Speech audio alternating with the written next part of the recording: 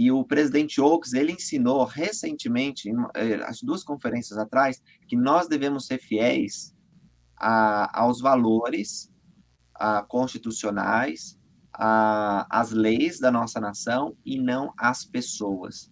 Às vezes, a nossa fidelidade às pessoas, ela pode distorcer e fazer com que a nossa boa intenção, nosso patriotismo, nosso amor pela nação, desejo de progresso, ele fique maculado.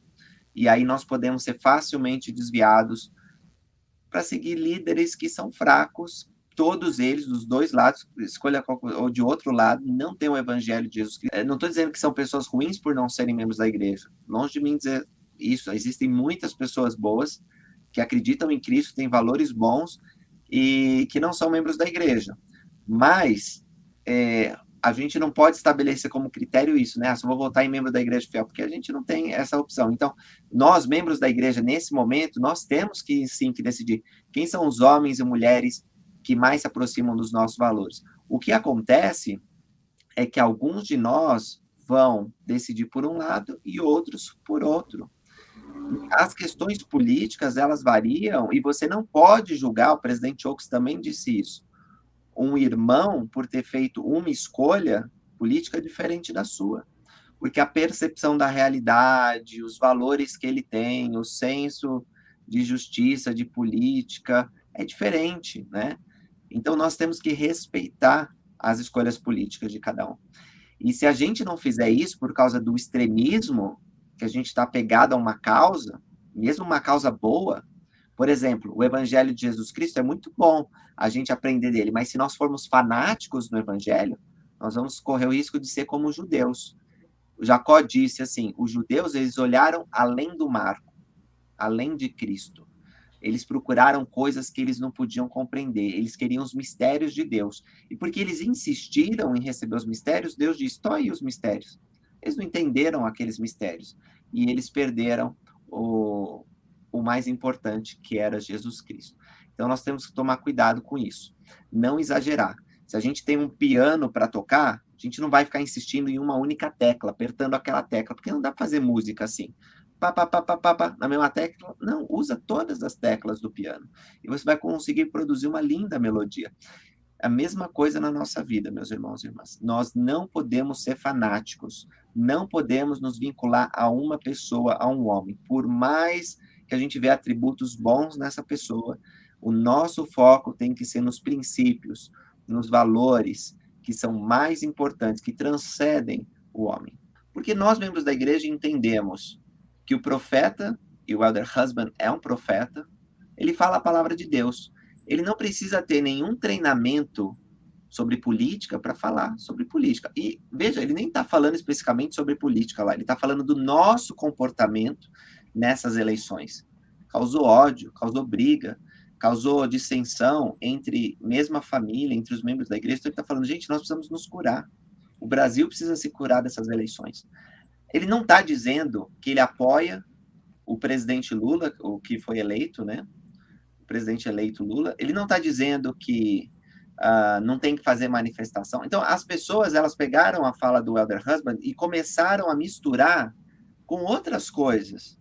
É claro que ele viu todo esse contexto, isso que levou ele a pronunciar essas coisas. Mas eu acho que, às vezes, nós queremos usar nossos próprios limites para estabelecer limite ao profeta. Não pode ser assim. Quando o profeta fala, há uma divisão. Alguns vão ouvir, outros vão tentar justificar, se rebelar. Que nós possamos estar no grupo que ouve. Que, se você tem dificuldade com o que o presidente, o elder husband falou, sua atitude deve ser de orar a Deus e perguntar, Deus, o que esse profeta disse? Me explica, eu preciso entender. Eu tive um amigo, eu quero ouvir o Valfrido falar sobre isso, mas antes eu quero contar a experiência, que ele acreditava na Terra plana. A Terra, ela não é plana, tá? Nós sabemos disso pela ciência, e vários profetas, e mesmo nas escrituras, nós podemos ver indícios que os profetas do passado tinham esse entendimento. Um globo. Mas esse meu amigo, membro da igreja, ex-missionário, vivendo aqui nos Estados Unidos, ele é brasileiro também, não vou falar muito quem ele é, vocês vão identificar, mas ele acreditava que a Terra era plana. Ele ficava imerso em vídeos do YouTube de pessoas que falavam sobre isso e acabaram convencendo ele. Até que, numa conversa, porque no começo eu pensei que era brincadeira, mas depois vi que era sério, então, procurando a oportunidade, falei com ele e disse, olha aqui, presidente Nelson é um cientista, é um homem de Deus, mas é um cientista. E ele falou sobre essa questão aqui, fui mostrando. E aí, quando ele começou a ver que os profetas dos últimos dias, não só o presidente Nelson, o presidente Uchtdorf, principalmente, né, que fala bastante sobre aviação, falavam sobre isso, causou um conflito nele. Porque aquela visão que ele tinha sobre a Terra plana foi desafiada pelo testemunho que ele tinha que os profetas eram homens de Deus. O que ele fez? Ele orou. Ele foi perguntar para o Senhor, Senhor, tu conheces a verdade e tu pode me mostrar os profetas ou a Terra plana. E ele disse que o Senhor respondeu para ele e ensinou ele, não necessariamente sobre a questão que ele estava procurando, mas que ele devia deixar, olha só que interessante a resposta que Deus, porque Deus ele personaliza também as respostas para as nossas necessidades. É interessante como Deus nos conhece e ele sabe o que precisamos ouvir. Então, Deus respondeu para ele assim: o profeta é o meu servo e ele fala a verdade. E essas questões que vão contra as palavras dos profetas, você tem que deixar de lado e com o tempo elas serão esclarecidas na tua mente. E pronto. Ele não necessariamente deixou de crer em todas aquelas que eu acho que são maluquices, né? Mas não dá para a gente também forçar as pessoas a acreditar em nós, né? Ou no, como que a gente vê o mundo. Tem que respeitar a crença dele. Mas a Deus revelou para ele isso. Então, irmãos, se algo está problemático na sua vida e as palavras dos profetas são difíceis de você entender, vai perguntar a Deus. Porque quando Leí disse para os filhos dele, ó, nós vamos sair de Jerusalém e vamos para o deserto. Não tinha nada de terra prometida no começo da conversa. O que aconteceu? Lamã e Lemuel começaram a murmurar, nosso pai é louco, o povo de Jerusalém. O que Nefe fez? Foi perguntar ao Senhor. Ele não foi murmurar, ele foi perguntar ao Senhor. Então, quando uma palavra difícil, e cada vez, eu testifico para vocês, irmãos, vai ser cada vez mais recorrente. As palavras dos profetas, elas vão cada vez se distanciar mais da lógica do mundo, do bom senso do mundo. Não vai ser politicamente correto. E quando você se vê nesse conflito, você tem que buscar o Senhor. Porque você só entende as palavras do Espírito que saem da boca dos profetas se você estiver com o Espírito Santo. Não tem outro modo.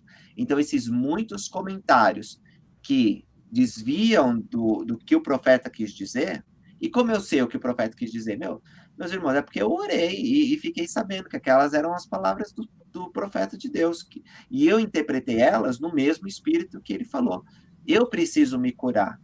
Eu preciso acabar com contenda na minha vida. Então, eu entendi as palavras do Elder Husband, não apenas para a situação geral do Brasil, mas para a minha vida. Eu preciso procurar a cura do Senhor. Eu preciso achar maneiras de proclamar a paz. Eu não posso usar a minha visão política, que está aqui, a verdade do Evangelho está bem acima, né? Eu não posso, para causar, ser um instrumento de Satanás. Então, esse é a minha fala, que nós possamos procurar revelação, porque Deus vai nos dar entendimento sobre o que os profetas disseram. Existe essa situação de conflito e vai ter. Agora, como que a gente vai agir como Cristo? Se as pessoas elas pegam isso e falam, estou justificado em brigar se a coisa for certa, se o ponto de vista for certo, eu estou justificado a levantar a espada. Cristo falou isso, eu vou ser que nem o Capitão Moroni. Eu vou levantar o estandarte da liberdade e vou cortar a cabeça dos realistas. Bom, essas pessoas que pegam um trecho de escritura e distorcem para o seu ponto de vista, elas estão cometendo um pecado muito sério, que é distorcer a palavra de Deus e colocar a palavra de Deus nos seus próprios critérios. Está errado isso. Se você continua lendo naquele mesmo capítulo de Mateus, ou se você vê lá o Capitão Moroni também continuar lendo, você vai perceber que não é bem assim. Porque Jesus Cristo, ele disse que veio trazer a espada e a dissensão, até mesmo entre membros da família, mas ele disse que nós devíamos tomar a cruz e segui-lo.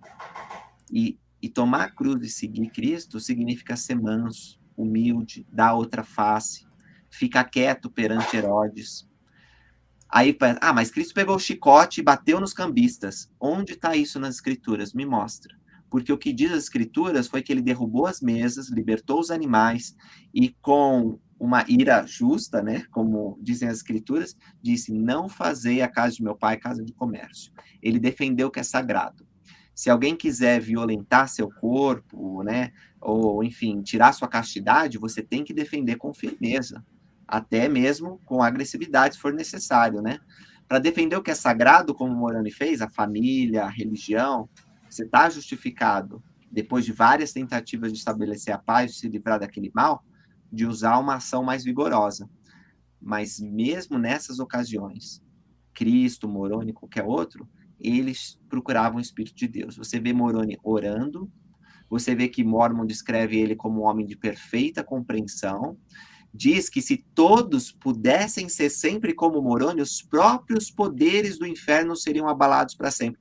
Você acha que se todo mundo fosse como Moroni, ia precisar levantar o estandarte da liberdade e cortar a cabeça dos realistas? Não.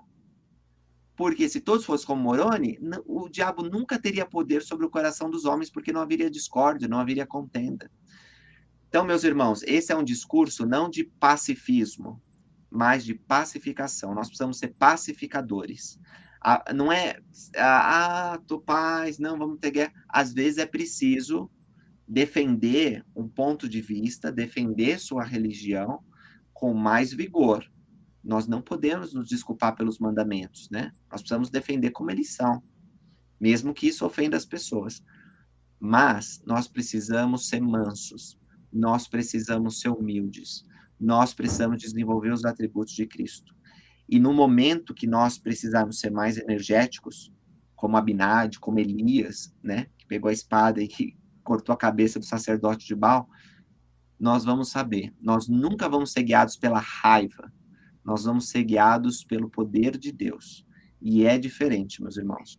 Então, nesse ímpeto de querer fazer justiça, lembra que quem faz justiça é Deus. A vingança é dele e não nossa. E nós temos que confiar que no tempo dele, da maneira dele, vai ser o melhor. Comigo já. Mas então, deixa eu falar uma coisa para vocês sobre manifestações. É errado um membro da igreja se manifestar? De jeito nenhum. De jeito nenhum. O presidente Oaks, ele tem um discurso sobre isso, quando ele fala sobre amor dos inimigos, que ele fala que a manifestação de alguns americanos, ela extrapolou o razoável, se tornando uma manifestação, um protesto violento. Nesse sentido, é claro que está indo contra o evangelho de Jesus Cristo. Mas se manifestar de modo pacífico, tudo bem. E você pode discordar de assuntos do governo e se manifestar. Pode falar com os seus representantes eleitos, pode ir para as ruas, levantar os seus cartazes, é legítimo, você pode fazer isso, nossa Constituição permite, inclusive nossa Constituição, ela não exige autorização para você se manifestar. O que você faz normalmente é avisar a autoridade pública, não é pedir autorização, é avisar, olha, eu estou indo me manifestar, para que eles organizem o trânsito, né, e tudo mais.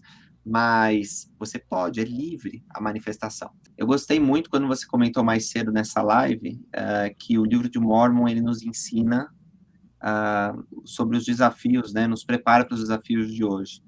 E realmente, os nefitas e lamanitas ficaram centenas de anos brigando, porque eles ficavam discutindo basicamente quem devia ser o governante. Se devia ser Nef ou se devia ser Laban e Lemuel. E essa briga política deles levou a conflitos armados, milhões morreram. Então, vamos aprender com o exemplo deles e não repetir o erro. Agora, eu acho estranho quando uma pessoa ela diz assim, como tal pessoa pode votar nesse candidato? Como tal pessoa... Porque já parte do errado. Você tem que se preocupar com o que você está votando ou com o que você está julgando determinado candidato é bom ou não. Se a outra pessoa está escolhendo, o problema é dela, não julgueis. Então, se uma pessoa escolhe, você está pensando, por que ela escolheu esse? Você está olhando o argueiro no olho do teu irmão quando tem uma trave no teu olho. Então, não pode fazer isso, meus irmãos e irmãs. Não convém que se faça assim. É dito que nos últimos dias todas as coisas estariam tumultuosas, que o mundo estaria em guerra, mas que o único povo que teria paz seria os santos dos últimos dias. Então, não vamos nos envolver com brigas. Você pode ter uma forte opinião política. É dito que os jovens amonitas, eles tinham opinião firme. Já na juventude, eles já eram bem firmes no que eles acreditavam. Nós também podemos ter uma opinião muito firme a respeito das coisas, mas isso não significa que eu vou atacar as pessoas, menosprezar elas porque elas pensam diferente, ou dizer que elas são burras, que elas não estão vendo a situação da forma adequada. Se você quer convencer alguém, você o faz como ensina as Escrituras, com persuasão e amor não fingido. Eu percebi muito cedo na minha missão que as pessoas não iriam me ouvir, a menos que eu mostrasse o amor do Salvador por meio do serviço, ação. Porque a ação, o serviço, né, que é a ação justa, abre portas. As pessoas, elas abrandam o coração, que está fechado há muito tempo, abrando o coração. E eu vi pessoas com muito ceticismo ou por raiva da igreja abrirem o coração porque nós fomos lá servir. Lavar a caixa d'água, cortar o mato, carregar móvel, fazer todas as coisas com amor não fingido. E era possível que nós tivéssemos amor desinteressado, porque se aquela pessoa ia para a igreja ou não, claro que para nós era importante, porque nós sabíamos que os convênios eram feitos na igreja, mas o mais importante era transmitir o amor de Deus. E porque nós tínhamos esse genuíno interesse, Deus nos abençoava com o dom dele e passávamos a ver as pessoas, mesmo aquelas que nos odiavam, com outros olhos. Vou contar uma breve experiência para terminar, falando sobre amor. No começo da minha missão, nós estávamos ensinando um rapaz que tinha 9 ou 10 anos de idade para ser batizado. E o padrasto, ou pai dele, não lembro agora, quando viu que estávamos fazendo isso, ficou muito bravo, falou muitas coisas ruins. Ele havia sido um membro da igreja, mas odiava a igreja agora. E eu fiquei pensando no seguinte: é missionário novo, cabecinha de missionário novo. Vou sacudir o pé, vou sacudir o pó dos meus sapatos. Vou amaldiçoar esse cara, porque onde já se viu, nós somos representantes de Deus. Nós estamos tentando ajudar as pessoas. E ele vem aqui, nos xinga, nos briga, só falta nos bater, né? Nos expulsou assim, nossa, como pode? E eu tinha as escrituras na minha mente de que os missionários do passado faziam isso, e eu falei, vou fazer isso. Mas, ao mesmo tempo, olha que interessante, mais uma vez como Deus personaliza suas misericórdias e nos faz entender coisas de modo que ninguém mais pode nos ensinar. Porque naquele momento que eu tinha esse pensamento na cabeça, no meu coração veio um sentimento de muito amor por aquele homem. E eu sabia que esse sentimento não era meu, porque o sentimento que eu queria ter por aquele homem era de ódio. Mas Deus derramou o sentimento de amor, e eu entendi que Deus amava aquele filho dele, mesmo que estava sendo muito, muito mal com os missionários de Jesus Cristo. E aí, eu falando com o meu presidente de missão, na próxima entrevista que tive com ele sobre isso, meu presidente disse, não, Lucas, Helder Guerreiro na época, não faz isso não, a gente não pode sacudir o pé dos nossos sapatos, daí é uma ordenança que nós não vamos fazer aqui na missão não, né, que é outra coisa. Ele me explicou sobre essa doutrina, e disse que Deus, nesses últimos dias, está dando oportunidade para as pessoas, mesmo aquelas que nos odeiam. Então, alguém vai falar coisas ruins para você, alguém vai te maltratar, mesmo você sendo bondoso, e isso faz parte, porque nós temos que carregar a cruz, tá bom? Então, falamos tantas coisas aqui, e muitas coisas importantes, mas eu acho que se vocês esquecerem tudo que foi falado da minha parte nessa live, apenas se lembrem disso, de ser mais bondosos, de ouvir mais, de não julgar, de tentar convencer os outros por meio da persuasão, mostrando amor, servindo. E com o tempo, todos nós vamos estar unidos, porque dos significados mais importantes da palavra coligação não é se batizar na igreja, mas é se unir em Cristo. Quando ele orou para que nós fôssemos um com ele estava orando pela verdadeira coligação, que é todos nós sermos um com o Pai Celestial no reino dele. E para nós chegarmos nesse estado abençoado, vamos ter que eliminar a discórdia, eliminar a suspeita, eliminar sabe, falar mal do próximo. Então vamos começar nesse trabalho hoje. Eu sei que Deus está disposto a nos ajudar e Ele pode nos dar um novo coração.